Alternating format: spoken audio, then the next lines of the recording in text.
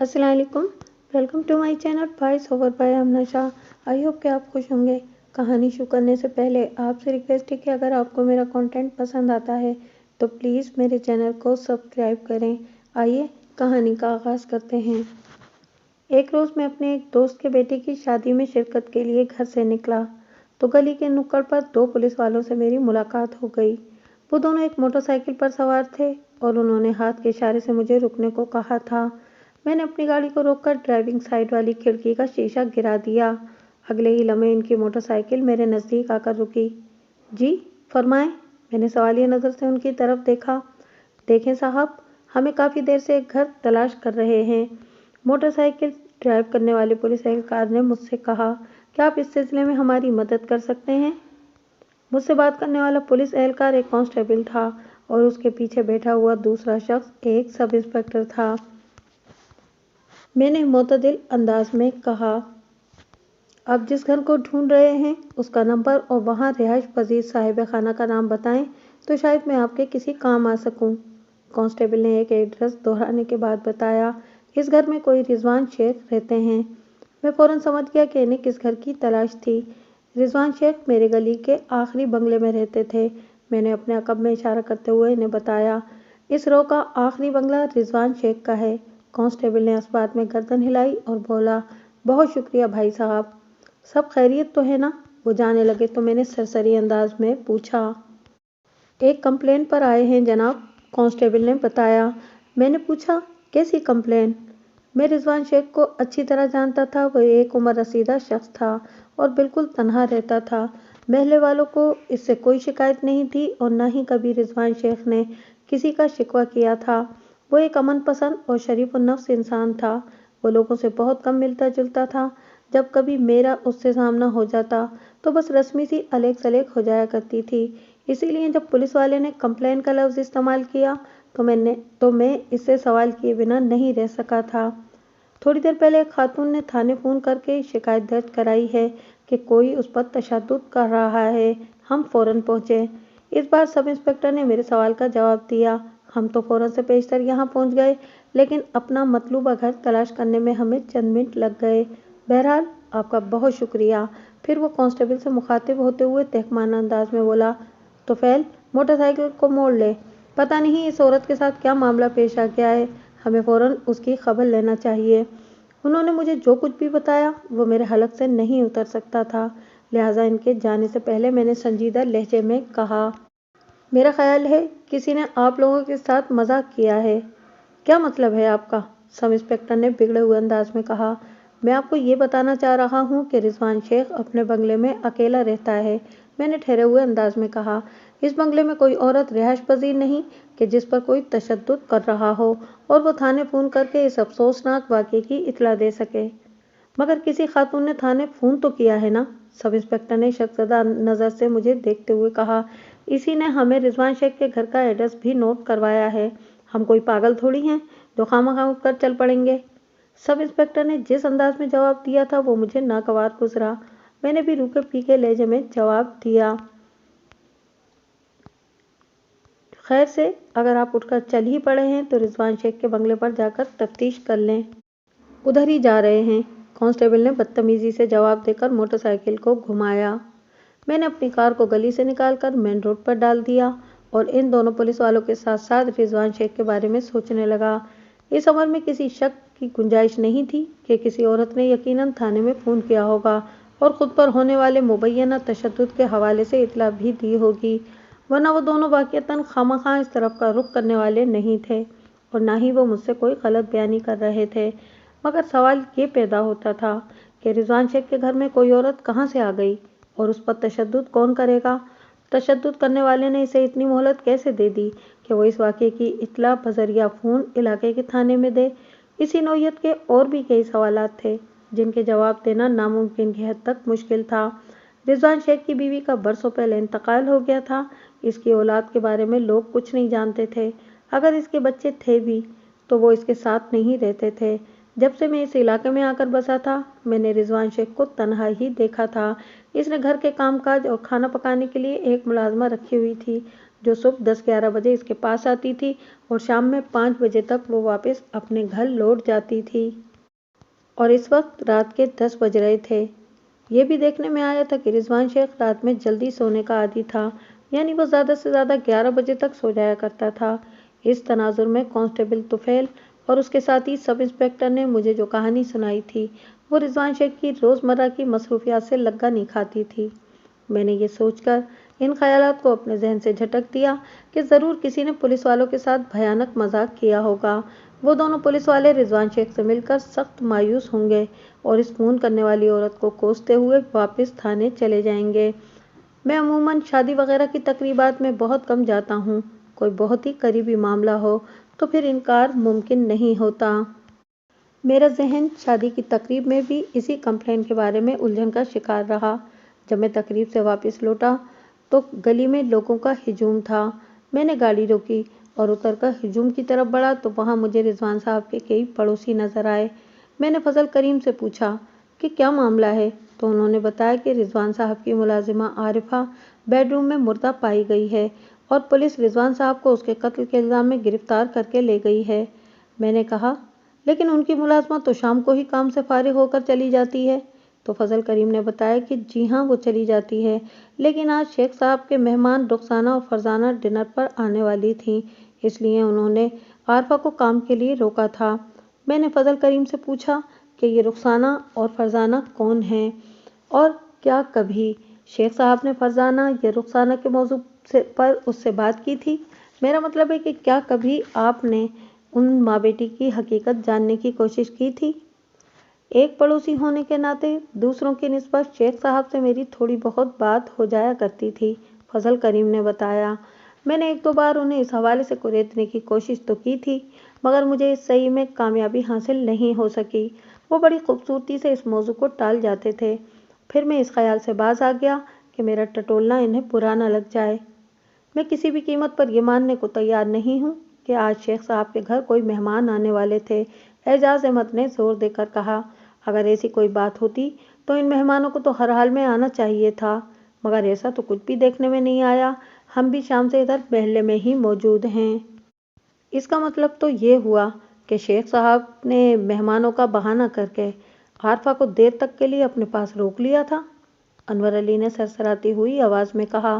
اعجاز صاحب، اس موقف سے میں بھی اتفاق کرتا ہوں کہ اگر مہمانوں کو آج واقعتاً شیخ صاحب کے گھر ڈنر پر آنا تھا تو پھر وہ کہاں غائب ہو گئے؟ لیکن سوال یہ پیدا ہوتا ہے کہ شیخ صاحب نے عارفہ کو کس مقصد کی خاطر آج رات دیر تک یہاں رکنے کو کہا تھا؟ میں نے باری باری ان کی طرف دیکھتے ہوئے کہا۔ ہو سکتا ہے شیخ صاحب کو اپنی ملازمہ سے کوئی ضروری کام ہو، مقصود نے لفظ ضروری پر دباؤ ڈال کر زمینی انداز میں کہا، اور شیخ صاحب کے فش ایکویریم کی مچھلیوں کو بھی آج ہی مرنا تھا، انور علی نے سہمے ہوئے انداز میں کہا۔ شیخ صاحب نے پولیس کو یہ بھی بتایا ہے کہ جب عارفہ کو کسی نے موت کے گھاٹ اتارا، عین اسی وقت انہیں بیڈ روم کے اندر لاک کر دیا گیا تھا۔ انہوں نے بیڈ روم سے باہر نکلنے کی کوشش کی تو پتہ چلا کہ دروازے کو باہر سے کنڈی لگا دی گئی ہے۔ شیخ صاحب کی سوئی تو اسی مقام پر اٹکی ہوئی ہے کہ یہ کسی نادیدہ شیطانی قوت کا کیا دھرا ہے۔ عارفہ کی جان جس انداز میں لی گئی ہے وہ کسی انسان کا کام نہیں ہو سکتا۔ پولیس نے شیخ صاحب کی ان بے سروپا باتوں پر یقین نہیں کیا اور انہیں گرفتار کر کے لے گئی۔ یہ معاملہ خاصا الجھا ہوا ہے، میں نے سب کی سننے کے بعد ٹھوس انداز میں کہا۔ امجد صاحب، شیخ صاحب کے پڑوسی فضل کریم نے براہ راست مجھ سے مخاطب ہوتے ہوئے کہا، اس الجھن کو اب آپ ہی نے سلجھن میں بدلنا ہے۔ میں نے حیرت بھرے انداز میں کہا، وہ کیوں اور کیسے؟ جب پولیس شیخ صاحب کو گرفتار کر کے یہاں سے لے جا رہی تھی تو انہوں نے مجھ سے ایک درخواست کی تھی، فضل کریم وضاحت کرتے ہوئے بولا۔ انہوں نے کہا، فضل کریم، اس جھمیلے سے نکلنے کے لیے مجھے ایک قابل اور تجربہ کار وکیل کی ضرورت پیش آئے گی۔ آپ امجد صاحب سے کہنا کہ وہ چند منٹ کے لیے مجھ سے ملنے تھانے آ جائیں۔ اوہ! میں ایک طویل گہری سانس لے کر رہ گیا۔ فضل کریم کی بات سننے کے بعد وہاں موجود ہر شخص مجھے قائل کرنے کی کوشش کرنے لگا کہ رضوان شیخ ایک شریف انسان ہے اور پھر یہ محلے داری کا معاملہ بھی ہے، لہٰذا مجھے شیخ صاحب کی خواہش کا احترام کرنا چاہیے۔ شیخ صاحب مالی طور پر مضبوط ہیں، لہٰذا میری فیس کا کوئی ایشو نہیں ہوگا، وغیرہ وغیرہ۔ वो लोग ना भी इसरार करते तो मैंने इस मामले को संजीदगी से लेने का फैसला कर लिया था और इस फैसले पर अमल दरामद के लिए रिजवान शेख से एक 1-to-1 मुलाकात ज़रूरी थी। रात आधी से ज़्यादा गुजर चुकी है। मैंने वहाँ मौजूद अहले महल्ला की तरफ देखते हुए कहा, मैं अभी कहीं बाहर से आ रहा हूँ। मैं पहले घर जाकर फ़ोन पर थाना इंचार्ज से बात करूँगा ताकि सूरत हाल की हकीकत का इल्म हो जाए। अगर नागुज़ीर हुआ तो अभी और इसी वक्त, वगरना कल सुबह मैं ज़रूर शेख साहब से मुलाकात करने थाने जाऊँगा। सब ने मेरी तजवीज़ से इत्तफाक किया और मैंने ये कहते हुए अपने घर की सिमत कदम बढ़ा दिए। आप लोगों को फिक्रमंद होने की कतन कोई ज़रूरत नहीं। शेख साहब हमारे एक इज़्ज़तदार महल्लेदार हैं। हर सतह पर इनकी मदद करना हमारा फ़र्ज़ है। जहाँ तक इस केस में कानूनी मामला से निपटने की बात है तो वो आप सब मुझ पर छोड़ दें। मैं अपनी कोशिश में कोई कमी नहीं आने दूंगा। समझ लें कि शेख साहब का केस मैंने अपने हाथ में ले लिया है। मेरी हौसला अफजा बातें सुनकर उनके चेहरों पर इत्मीनान झलकने लगा। घर पहुंचकर मैंने अपने इलाके के थाने में फ़ोन किया। ये ऐसा वक्त था कि इंचार्ज साहब के मौजूद होने के कभी इम्कानात थे, वरना अमूमन यही सुनने में आता है कि साहब राउंड पर हैं। मेरी कॉल किसी और पुलिस एहलकार ने उठाई, लेकिन जब मैंने अपना तारुफ कराया तो उसने रिसीवर थानेदार साहब को दे दिया। ओ बेग साहब, उसने चौंकने की अदाकारी की, फिर पूछा, खैरियत तो है ना?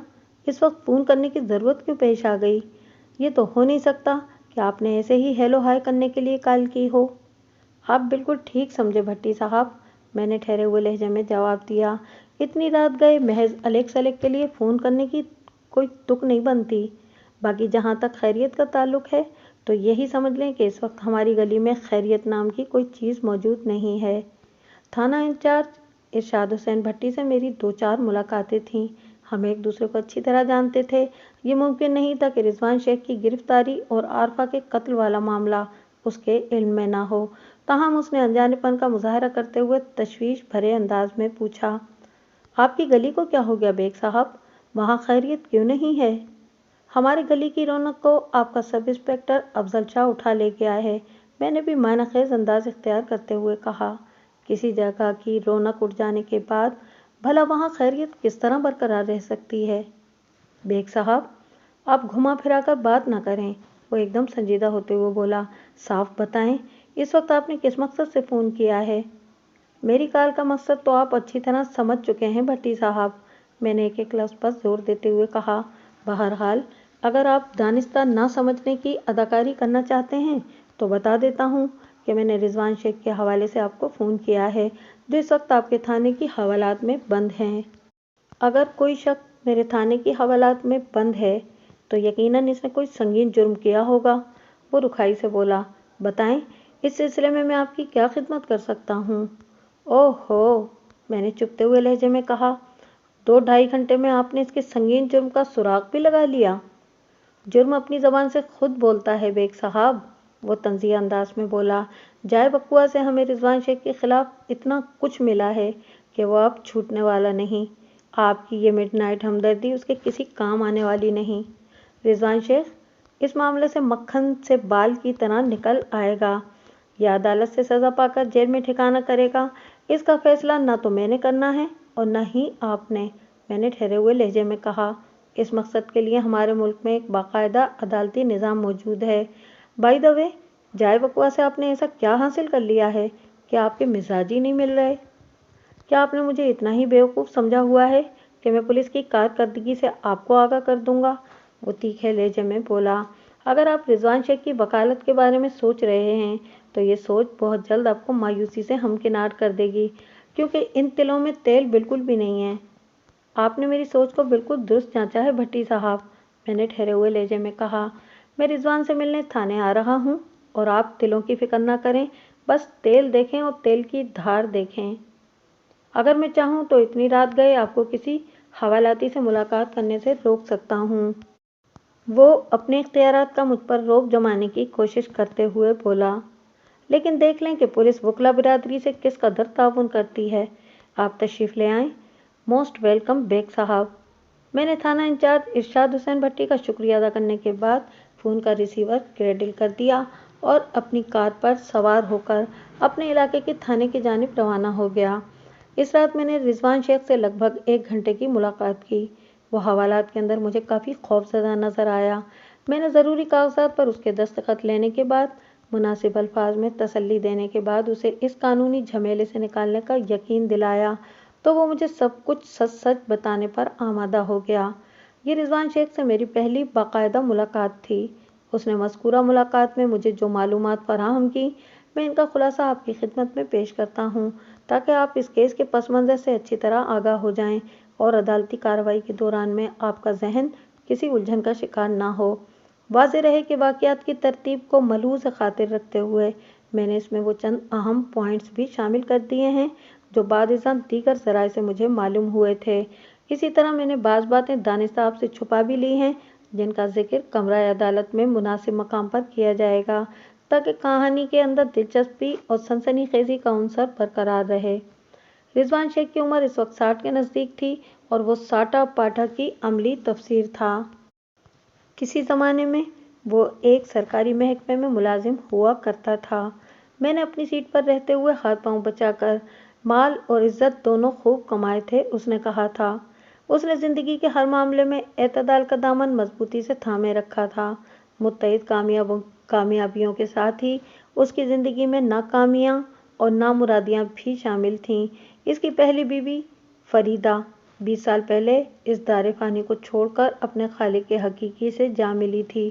فریدہ سے اس کی کوئی اولاد نہیں تھی۔ فریدہ کی زندگی ہی میں رضوان شیخ نے فرزانہ نامی ایک عورت سے خفیہ شادی کر لی تھی، اور وہ بھی اس طرح کہ فرزانہ کو اس نے اپنی پہلی شادی کے بارے میں سب کچھ بتا دیا تھا مگر فریدہ سے اپنی دوسری شادی کو چھپا کر رکھا تھا۔ چنانچہ رضوان شیخ اور فرزانہ کی شادی صرف فریدہ کے لیے ہی خفیہ تھی۔ علاوہ ازیں اس نے اپنے ارد گرد کے لوگوں اور فرزانہ کے سرکل کو بھی اپنی دوسری شادی سے بے خبر رکھا ہوا تھا۔ تاہم فرزانہ کے چند قریبی خیر خواہ اس راز سے اچھی طرح واقف تھے۔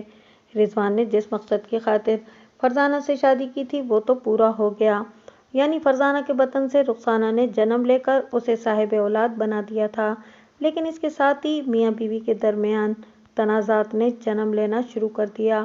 رضوان شیخ کی آمدنی شاندار تھی، وہ دونوں بیویوں کے اخراجات بڑی آسانی سے اٹھا رہا تھا، لیکن اس کی راتیں ہمیشہ فریدہ کے ساتھ ہی گزرتی تھیں۔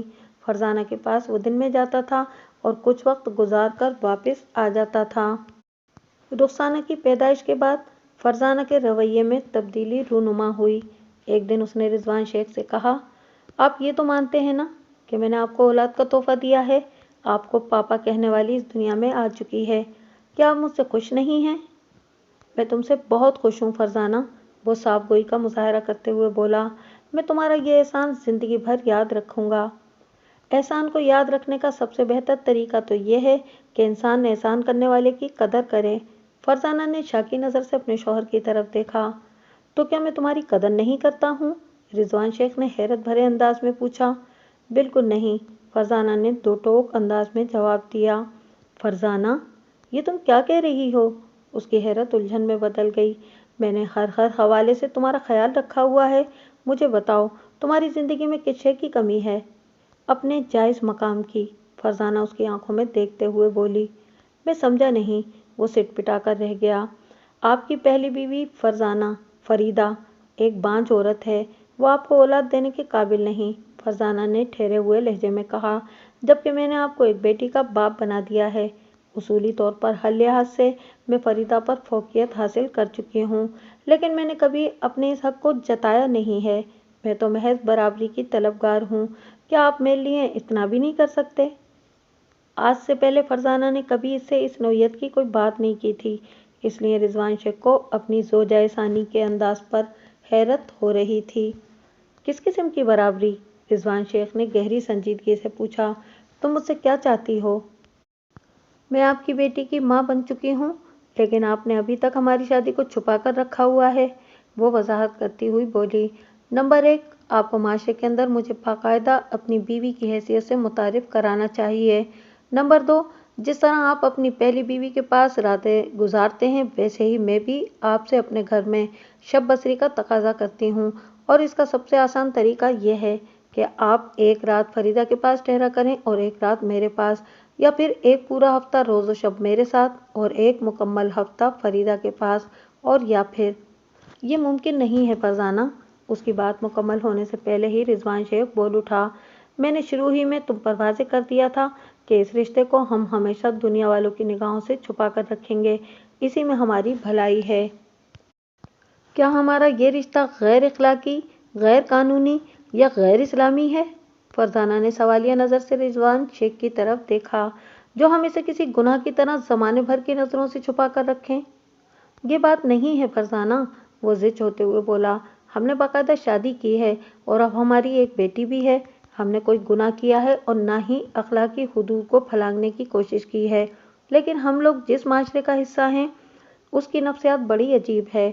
मसलहत और दानिशमंदी का तकाजा यही है कि जिस तरह हम अब तक चलते चले आ रहे हैं इसी रविश को अपनाए रखें, वरना हमारी ज़िंदगी में बहुत बड़ा बिगाड़ पैदा हो जाएगा।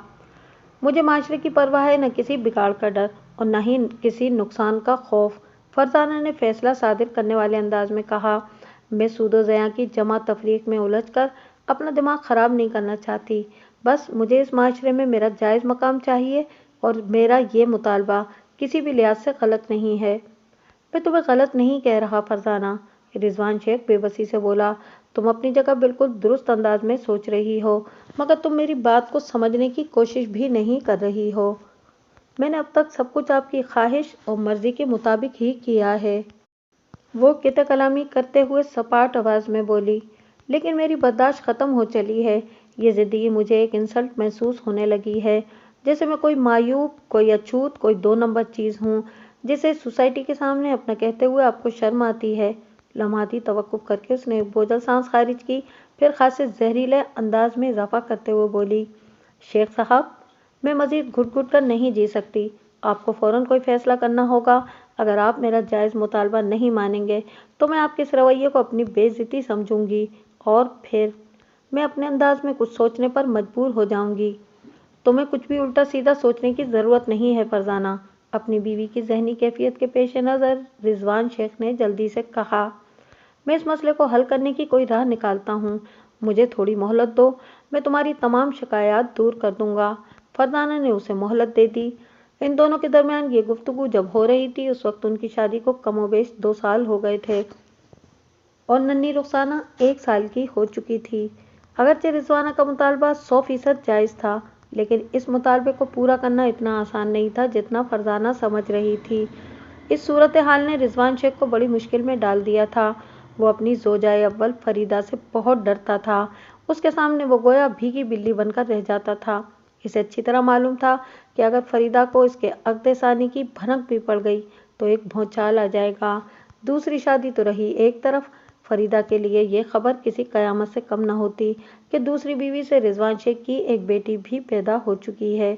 इसकी समझ में नहीं आ रहा था कि मौजूदा हालात को किस तरह अपने काबू में करे। सब कुछ उसके बस से बहुत ज़्यादा बाहर था। वो इस मसले के मुमकिन हल तक रसाई हासिल करने के लिए सोच विचार के साथ ही फरजाना से मोहलत पर मोहलत लेता चला गया और इस तरह 1 साल गुजर गया। इस 1 साल के अरसे में इनके दरमियान तलखियों में इजाफा होता चला गया, यहाँ तक कि फरजाना आपसे तुम पर भी उतर आई थी। रिजवान शेख जैसे तैसे इस सूरत हाल को हैंडल कर रहा था कि एक रात फरजाना का इंतकाल हो गया। इसकी मौत हरकत कल्ब बंद हो जाने के बायस वाक़ हुई थी। ये एक तबई मौत थी, ताहम फरजाना के विसाल ने रिजवान शेख को बुरी तरह मुतासिर किया था। सबसे गंभीर मसला रुखसाना का था, जो अपनी माँ फरजाना के इंतकाल के वक्त महज 2 साल की थी। 2 साल के बच्चे को माँ की अशद ज़रूरत होती है और नन्ही रुखसाना की माँ इसे इस दुनिया में तन्हा छोड़कर अपने खालिक हकीकी से जा मिली थी। रिजवान शेख के लिए हंगामी नोयत का फौरी मसला ये था कि वो रुखसाना को कहाँ रखे। रुखसाना इसके जिगर का टुकड़ा थी, लेकिन वक्त की सितम ज़रीफ़ी ये थी कि वो इसे अपने घर नहीं ला सकता था। वो फरीदा की फितरत और मिजाज से अच्छी तरह वाकिफ़ था। उसके जहन में एक आइडिया आया और एक रात उसने फरीदा से कहा, मैं कोई बच्चा एडॉप्ट करने के बारे में सोच रहा हूँ। क्या मतलब? फरीदा ने चौंक कर उसकी तरफ देखा। मतलब बिल्कुल वाज़ेह है फरीदा, वो समझाने वाले अंदाज में बोला, हम औलाद ऐसी नेमत से महरूम हैं, लेकिन इंसानी फितरत के मुताबिक ज़ाहिर है हम दोनों की ये ख्वाहिश है कि इस घर में भी किसी मासूम की किलकारियाँ सुनाई दें, कोई हमें भी पापा मम्मा कहने वाला हो। जब हम इस दुनिया से रुखसत हो जाएं तो पीछे कोई हमारा वारिस, हमारा नाम लेवा मौजूद हो। मगर तुम जानती हो कि رضوان شیخ نے دانستہ جملہ ادھورا چھوڑا تو فریدہ نے سوچ میں ڈوبے ہوئے لہجے میں کہا، ہاں میں جانتی ہوں، بہت اچھی طرح جانتی ہوں کہ میں ایک بانجھ عورت ہوں، میں تمہیں اولاد نہیں دے سکتی، اور اس دور میں معجزے رونما نہیں ہوتے، اس لیے تم کسی بچے کو ایڈاپٹ کرنے کا خیال کر رہے ہو۔ بالکل یہی بات ہے، وہ جلدی سے بولا، تم نے گویا میری سوچ پڑھ لی ہے۔ میرے ایک جاننے والے ہیں، ان کے کسی رشتہ دار کی ایک 2 سالہ ننھی منھی بیٹی ہے، اس بچی کے ماں باپ کا انتقال ہو گیا ہے، اگر ہم اس معصوم بچی کو اپنی بیٹی بنا کر اس گھر میں رکھ لیں تو یہ ایک عظیم نیکی ہوگی، اور ہمارے گھر کا آنگن بھی اس بچی کے وجود سے مہک اٹھے گا۔ فرزانہ کی موت کے بعد رخسانہ کو اس کی خالہ شبانہ اپنے گھر لے گئی تھی۔ شبانہ رضوان شیخ اور فرزانہ کی شادی کے حوالے سے مکمل واقفیت رکھتی تھی۔ وہ فرزانہ کی چھوٹی بہن تھی۔ فرزانہ شبانہ سے 5 سال بڑی تھی۔ شبانہ شادی شدہ تھی اور اس کے 2 بچے بھی تھے۔ رخسانہ کی پرورش نے شبانہ کا گھر ہر لحاظ سے موزوں تھا، لیکن رضوان شیخ اپنی بیٹی کو ہر وقت نظر کے سامنے رکھنے کا تمنائی تھا، اسی لیے اس نے فریدہ کے سامنے بچہ ایڈاپٹ کرنے کی تجویز رکھی تھی، اور اس خواہش کی تکمیل کے لیے اس نے رخسانہ کی ماں کے ساتھ ساتھ خود کو یعنی رخسانہ کے باپ کو بھی مار دیا تھا، مگر فریدہ کے جواب نے اس کے ارمانوں کا جنازہ نکال دیا۔ رضوان، کبھی ایسا سوچنا بھی نہیں، فریدہ نے دو ٹوک انداز میں کہا، میری زندگی میں کسی بھی قیمت پر یہ نہیں ہو سکتا، جب میں اس دنیا میں باقی نہیں رہوں گی تو پھر تم جو چاہے کرتے پھرنا، کوئی بچہ ایڈاپٹ کرنا تو رہا ایک طرف، اگر تمہارا دل چاہے تو دوسری شادی بھی کر لینا، لیکن میں اپنی زندگی میں ایسا ہرگز ہرگز نہیں ہونے دوں گی۔ جب فریدہ اس طرح حتمی انداز میں کوئی فیصلہ سنا دیتی تھی تو پھر وہ کسی کی نہ تو سنتی تھی اور نہ ہی مانتی تھی۔ اگرچہ فریدہ اس معاملے کی حقیقت سے واقف نہیں تھی، مگر رضوان شیخ کے لیے رخسانہ کا ایشو بڑا حساس اور اہم تھا، چنانچہ اس نے فریدہ کو قائل کرنے کے لیے اپنی سی کوشش ضرور کی، لیکن وہ ٹس سے مس نہ ہوئی اور پوری ثابت قدمی سے اپنے فیصلے پر ڈٹی رہی۔ نتیجتاً رضوان شیخ اپنی بیٹی کو گھر لانے میں ناکام رہا اور رخسانہ کی پرورش شبانہ کے گھر میں جاری رہی۔ شبانہ اور اس کا شوہر قدیر اپنے 2 بچوں کے ساتھ کرائے کے گھر میں رہتے تھے، اور قدیر کی آمدنی بھی محدود تھی، لہٰذا رضوان شیخ اپنی بیٹی کی نگہداشت کی مد میں ان کی اچھی خاصی مدد بھی کر رہا تھا۔ فرزانہ موت سے پہلے جس گھر میں رہائش پذیر تھی وہ بھی کرائے کا تھا، لیکن وہ شبانہ والے گھر کی بنسبت بہت اچھے علاقے میں واقع تھا۔ رضوان نے اپنی بیٹی کے روشن مستقبل کی خاطر شبانہ اور قدیر کو اپنے والے اس گھر میں شفٹ کر دیا، اور بدستور اس گھر کا کرایہ اپنی جیب سے ادا کرتا رہا۔ رخسانہ کی دیکھ بھال کی ذمہ داری اٹھانے کے بعد شبانہ کے گھریلو حالات بہت اچھے ہو گئے تھے، اور رضوان شیخ بھی مطمئن تھا کہ بالکل درست ہاتھوں اور موزوں ماحول میں اس کی بیٹی پروان چڑھ رہی تھی۔ 1 سال تک سب کچھ ٹھیک رہا، پھر اس وقت رضوان شیخ کا امن و سکون بھگ سے اڑ گیا جب اسے پتہ چلا کہ شبانہ اور قدیر وہ گھر چھوڑ کر کہیں چلے گئے ہیں۔ ایک روز وہ اپنی بیٹی سے ملنے جب شبانہ کے گھر پہنچا تو وہاں تالا پڑا ہوا تھا۔ رضوان نے آس پاس پڑوس سے پوچھ تاچھ کی، لیکن کسی کو بھی معلوم نہیں تھا کہ وہ لوگ کہاں چلے گئے تھے۔ رضوان نے اپنے وسائل استعمال کر کے انہیں پورے شہر میں تلاش کرنے کی کوشش کی، مگر اس کی یہ کوشش رنگ نہ لا سکی۔ ہر روز اس کی مایوسی میں اضافہ ہوتا جا رہا تھا، دن ہفتوں میں، ہفتے مہینوں میں، اور مہینے سالوں میں بدلتے چلے گئے، اور دیکھتے ہی دیکھتے 3 سال گزر گئے، لیکن اسے اپنی بیٹی کا کوئی سراغ نہ ملا۔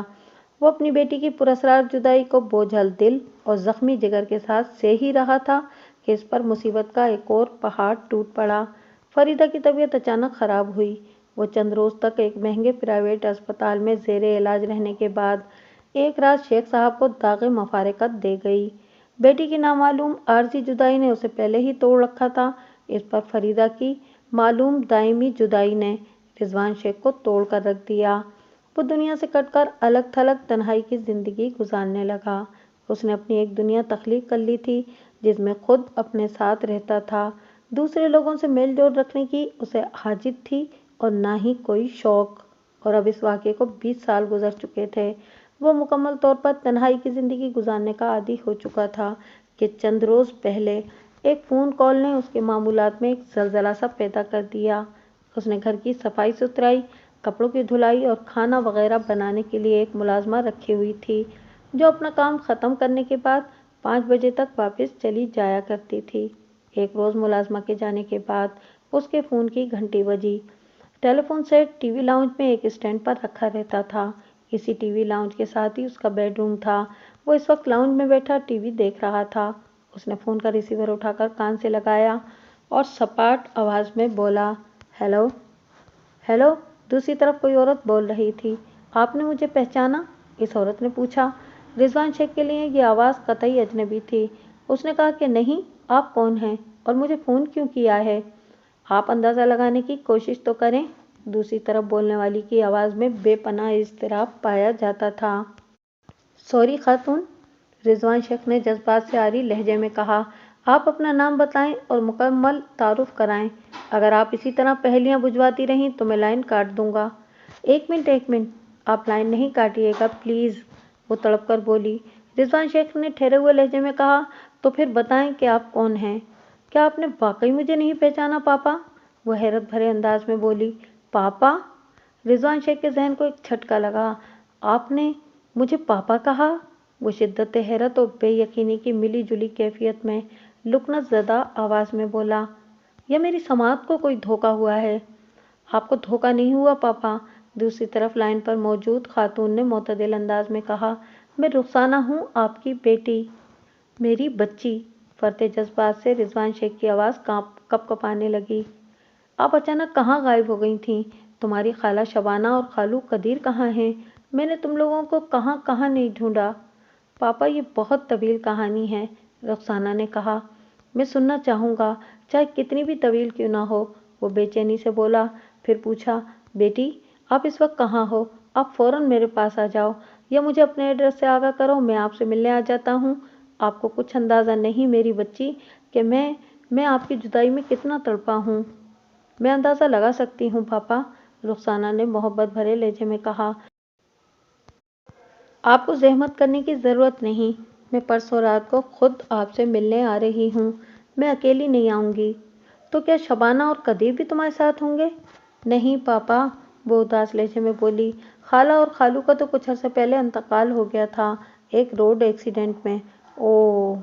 रिजवान शेख ने एक सोगवार सांस खारिज की, फिर इस्तफसार किया। रुखसाना बेटी, तुमने कहा कि अकेली नहीं आओगी, तो तुम किसके साथ आने की बात कर रही हो? दिलावर के साथ पापा, उसने इंकिशाफ अंगेज अंदाज में बताया। मैंने शादी कर ली है, दिलावर मेरे शौहर हैं। हम दोनों परसों रात आपके साथ डिनर करने आ रहे हैं। बहुत बहुत मुबारक हो बेटी, रिजवान शेख ने तहे दिल से कहा।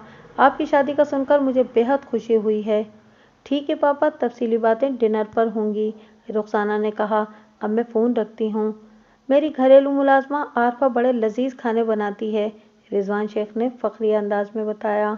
वो वैसे तो 5 बजे छुट्टी करके अपने घर चली जाती है, लेकिन परसों मैं आप लोगों की खिदमत के लिए उसे देर तक रोक लूँगा। ओके पापा, रुखसाना ने सरसरी अंदाज में कहा।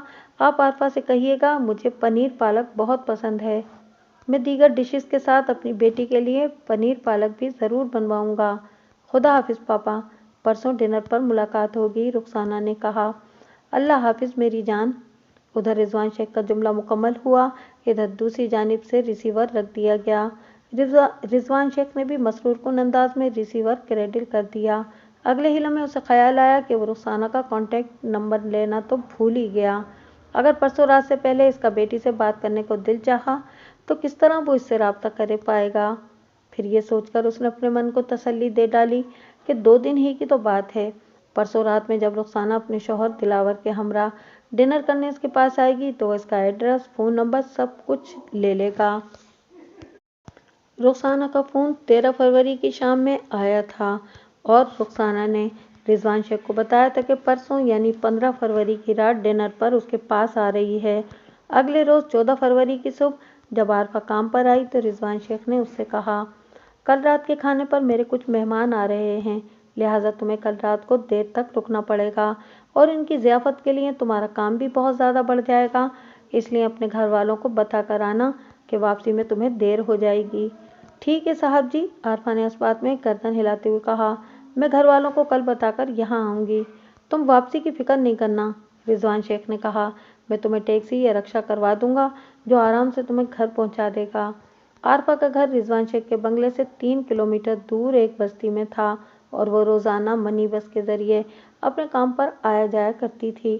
رضوان شیخ نے اسے ٹیکسی یا رکشے کی پیشکش کی تو وہ مطمئن انداز میں بولی، کوئی مسئلہ نہیں صاحب جی، جتنی بھی دیر ہو جائے میں ادھر رکوں گی۔ پھر اس نے پوچھ لیا، ویسے صاحب جی آپ سے ملنے آ کون رہا ہے؟ یہ بات عارفہ کو اچھی طرح معلوم تھی کہ رضوان شیخ سے نہ تو کوئی ملنے آتا ہے اور نہ ہی وہ خود کسی سے ملنے جایا کرتا تھا۔ آج جب اس نے عارفہ کو مہمانوں کی آمد اور پھر ان کی خاطرداری کے بارے میں بتایا تو عارفہ کو بہت حیرت ہوئی تھی، اسی لیے بے ساختہ اس کی زبان سے یہ سوال پھسل گیا تھا۔ ایک نوبہتہ جوڑا ہے، رضوان شیخ نے پرسرار انداز میں جواب دیا، میں نے انہیں شادی کی مبارکباد دینے کے لیے رات کے کھانے پر بلایا ہے۔ رضوان کے گول مول جواب سے اگرچہ عارفہ کی تسلی تو نہیں ہوئی، تاہم اس نے مہمانوں کے حوالے سے اپنے مالک کو زیادہ کریدنا مناسب نہ سمجھا اور خاموشی سے اپنے کام میں جٹ گئی۔ آئندہ روز 15 فروری کی صبح عارفہ حسب معمول اپنی ڈیوٹی پر آئی۔ پھر روزمرہ کے کام نپٹانے کے بعد وہ رات کی ضیافت کے لیے مختلف قسم کے پکوان تیار کرنے میں مصروف ہو گئی۔ مغرب کی اذان سے پہلے اس نے تمام تر کوکنگ مکمل کر لی تھی۔ اب وہ دونوں مہمانوں کی آمد کا انتظار کرنے لگے۔ وہ مہمان جن کے بارے میں اپنے تئیں رضوان شیخ سب کچھ نہیں تو بہت کچھ ضرور جانتا تھا، لیکن عارفہ اس حوالے سے ایک دم نابلد تھی۔ یہ بتانے کی تو قطعاً ضرورت نہیں کہ اگلے روز یعنی 16 فروری کی صبح پولیس نے رضوان شیخ کو عدالت میں پیش کر کے اس کا 7 دن کا ریمانڈ حاصل کر لیا تھا۔ رضوان شیخ نے مجھے جو اسٹوری سنائی تھی اس کے مطابق مجھے وہ بے گناہ نظر آتا تھا، اسی لیے میں نے اس کے کیس میں باقاعدہ ہاتھ بھی ڈالا تھا، تاہم اس کے بیان میں بعض باتیں ماورائے عقل بھی تھیں جن کو اس نے کسی شیطانی نادیدہ طاقت کی کارروائی کے کھاتے میں ڈال دیا تھا۔ جیسا کہ جب عارفہ کو ٹی وی لاؤنج میں موت کے گھاٹ اتارا جا رہا تھا تو اس وقت وہ اپنے بیڈ روم میں تھا۔ اس نے باہر عجیب و غریب آوازیں ابھرتی ہوئی سنی تو بیڈ روم سے باہر نکل کر صورتحال کا جائزہ لینے کا ارادہ کیا، لیکن وہ اپنے ارادے میں کامیابی حاصل نہ کر سکا کیونکہ بیڈ روم کے دروازے کو باہر سے کنڈی لگا دی گئی تھی۔ چند منٹ کے بعد جب اس نے دوبارہ کوشش کی تو اسے دروازہ کھولنے میں کوئی دشواری پیش نہیں آئی۔ جب وہ بیڈ روم سے نکلا تو اس نے ٹی وی لاؤنج میں ایک خون چکا منظر دیکھا۔ عارفہ لاؤنج کے فرش پر مردہ حالت میں پڑی ہوئی تھی، اس کی گردن کاٹ کر موت کے گھاٹ اتار دیا گیا تھا، فرش پر اس کی لاش کے نزدیک خون پھیلا ہوا تھا۔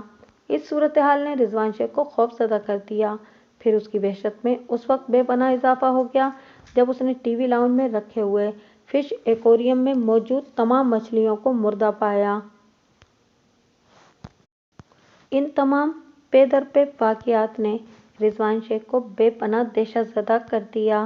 کافی دیر تک تو اس کی سمجھ میں ہی نہیں آیا کہ صورتحال میں اسے کرنا کیا چاہیے۔ وہ نڈال سا ہو کر ایک صوفے پر ڈھیسا گیا۔ جب اس کے حواس کسی حد تک بحال ہوئے تو اس نے پولیس کو فون کرنے کے بارے میں سوچا، لیکن قبل اس کے کہ وہ ٹیلی فون سیٹ کی جانب ہاتھ بڑھاتا پولیس بن بلائے خود اس کے بنگلے پر پہنچ گئی۔ اس کے بعد جو کچھ بھی ہوا وہ قانونی کارروائی کے زمرے میں آتا ہے۔ پولیس نے جائے وقوع پر ضروری تفتیش کے دوران میں کچن کے اندر سے آلۂ قتل بھی برآمد کر لیا، جو کہ ایک تیز دھار چھری تھی۔ مذکورہ چھری کے پھل پر تازہ تازہ خون بھی لگا ہوا تھا۔ پولیس کو یہ آلۂ قتل ایک کچن کیبنٹ میں سے ملا تھا۔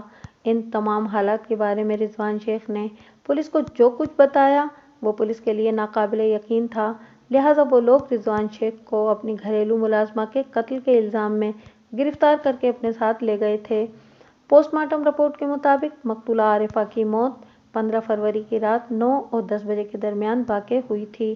کسی تیز دھار آلے کی مدد سے شہرک کاٹ کر اسے فنا کے گھاٹ اتارا گیا تھا۔ کیمیکل ایگزامنر کی رپورٹ بھی ان حقائق کی عکاسی کرتی تھی۔ مقتولہ کے پھیپھڑوں میں سے آیوڈین اور کلورین کے آثار ملے تھے، جس سے یہ ظاہر ہوتا تھا کہ موت کے گھاٹ اتارنے سے پہلے قاتل نے آیوڈین فارم یا کلوروفارم میں بسا ہوا رومال سنگھا کر مقتولہ کو بے بس کر دیا تھا۔ جب وہ کسی مزاحمت کے قابل نہ رہی تو پھر قاتل نے تیز دھار چھری سے اس کی گردن کاٹ ڈالی تھی۔ کیمیکل ایگزامنر رپورٹ میں آئیڈوفارم اور کلوروفارم کا دونوں کا ذکر تھا، یعنی مقتولہ کے پھیپھڑوں میں ان دونوں کیمیکل کے ٹریسز پائے گئے تھے۔ اس بات کی رپورٹ میں وضاحت نہیں کی گئی تھی کہ قاتل نے بیک وقت دونوں کیمیکل کیوں استعمال کیے تھے۔ بہرحال رپورٹ کا فوکس اس بات پر تھا کہ قاتل نے پہلے کیمیکل لگا کر رومال سنگھا کر مقتولہ کو مزاحمت کے قابل نہیں چھوڑا، پھر اسے قتل کر دیا۔ پوسٹ مارٹم رپورٹ میں بھی اس امر کا ذکر موجود تھا کہ مقتولہ کو نیم بے ہوشی کی حالت میں موت کے گھاٹ اتارا گیا تھا، اور اس رپورٹ کا سب سے زیادہ سنسنی خیز اور انکشاف انگیز پہلو یہ تھا کہ موت کے وقت مقتولہ عارفہ 3 ماہ کے حمل سے تھی۔ مقتولہ اپنی تاریخ اور جغرافیہ کے مطابق ایک 35 سالہ شادی شدہ عورت تھی۔ اس کے 2 بچے تھے، 7 سالہ بیٹا اور 5 سالہ بیٹی۔ وہ اپنے دونوں بچوں کے ساتھ اپنی ماں کے گھر میں رہتی تھی۔ جب وہ رضوان شیخ کے گھر میں کام کرنے جاتی تو اس کی غیر موجودگی میں نانی ان بچوں کو سنبھالتی تھی۔ اپنی ماں کے ہاں رہائش اختیار کرنے کا ایک سبب تھا، اور وہ یہ کہ مقتولہ کا شوہر ایک کیس کے چکر میں عدالت سے سزا پا کر جیل چلا گیا تھا۔ اب ایک حیرت انگیز اور چونکا دینے والا سوال یہ پیدا ہوتا تھا کہ جس عورت کا شوہر گزشتہ 3 سال سے جیل کاٹ رہا ہو، وہ 2 ماہ کی حاملہ کیسے ہو سکتی تھی؟ اس پوائنٹ کو استغاثہ نے میرے موکل اور اس کیس کے ملزم رضوان شیخ کے خلاف استعمال کیا تھا۔ پولیس نے ریمانڈ کی مدت پوری ہو جانے کے بعد عدالت میں جو چالان پیش کیا، اس کا مرکزی خیال کچھ اس طرح سے تھا۔ ملزم رضوان شیخ نے اپنی گھریلو ملازمہ پر عنایات کی بارش کر کے اسے اپنے جال میں پھنسا لیا تھا۔ دونوں کے بیچ باہمی رضامندی سے معاملات چل پڑے۔ افہام و تفہیم کی یہ میوچل انڈرسٹینڈنگ اس وقت تک بخیر و خوبی جاری و ساری رہی جب تک مقتولہ نے ملزم کو پریشان کر دینے والی خبر نہیں سنائی۔ جب ملزم کو پتہ چلا کہ مقتولہ امید سے ہے تو اس نے اپنی جان چھڑانے کے لیے اسے طرح طرح کے لالچ دیے، لیکن وہ نہیں مانی اور ملزم کو بلیک میل کرنے کی کوشش کرنے لگی۔ وہ سخت پریشان ہو گیا۔ پھر ملزم کو نجات کا آخری راستہ یہی نظر آیا کہ وہ مقتولہ کو ہمیشہ کے لیے خاموش کرا دے۔ چنانچہ اس نے مہمانوں کی آمد کے بہانے وقوع کے روز دوپہر تک کے لیے مقتولہ کو اپنے گھر میں رکنے کے لیے کہا۔ وہ رک گئی، کیونکہ پچھلے چند روز سے وہ متوفی کے ساتھ بڑی میٹھی میٹھی باتیں کرنے لگا تھا، اور مقتولہ یہی سمجھی تھی کہ وہ اس کا مطالبہ تسلیم کرنے کے لیے تیار ہو گیا ہے، جبکہ دوسری جانب ملزم نے کچھ اور ہی سوچ رکھا تھا۔ چنانچہ وقوع کی رات ملزم نے پہلے کیمیکل لگا رومال سنگھا کر مقتولہ کو مزاحمت کے قابل نہ چھوڑا، اور پھر تیز دھار چھری سے اس کی شہرک کاٹ ڈالی، اور اس قتل کو ایک پراسرار موت ثابت کرنے کے لیے اس نے پولیس کو من گھڑت مافوق الفطرت کہانی سنا دی، جس کے مطابق مقتولہ عارفہ کا قتل کسی نادیدہ شیطانی قوت نے کیا تھا، وغیرہ وغیرہ۔ پولیس کے پیش کردہ چالان میں کئی فالز تھے، اور بوقت ضرورت ان فالز پر زوردار ٹھوکریں رسید کر کے حقیقت کو تش تش بام میں کر سکتا تھا، لہٰذا مجھے کسی قسم کی کوئی فکر اور پریشانی لاحق نہیں تھی۔ پولیس کی غلطیوں سے کھیلنے کا ہنر میں بخوبی جانتا تھا۔ اس کیس کی باقاعدہ سماعت میں لگ بھگ 2 ماہ لگ گئے۔ عارفہ کے قتل کی واردات 15 فروری کو پیش آئی تھی، اور اب اپریل کا اختتام چل رہا تھا۔ اس روز کیس کی پہلی باقاعدہ پیشی تھی۔ میں نے اپنا ہوم ورک مکمل کر رکھا تھا، لہٰذا میں پوری طرح مطمئن تھا۔ جج کرسی انصاف پر برائے زمان ہو چکا تو عدالتی کارروائی کا آغاز ہو گیا۔ جج نے روایتی انداز میں فرد جرم پڑھ کر سنائی۔ ملزم نے میری ہدایت کے عین مطابق صحت جرم سے صاف انکار کر دیا۔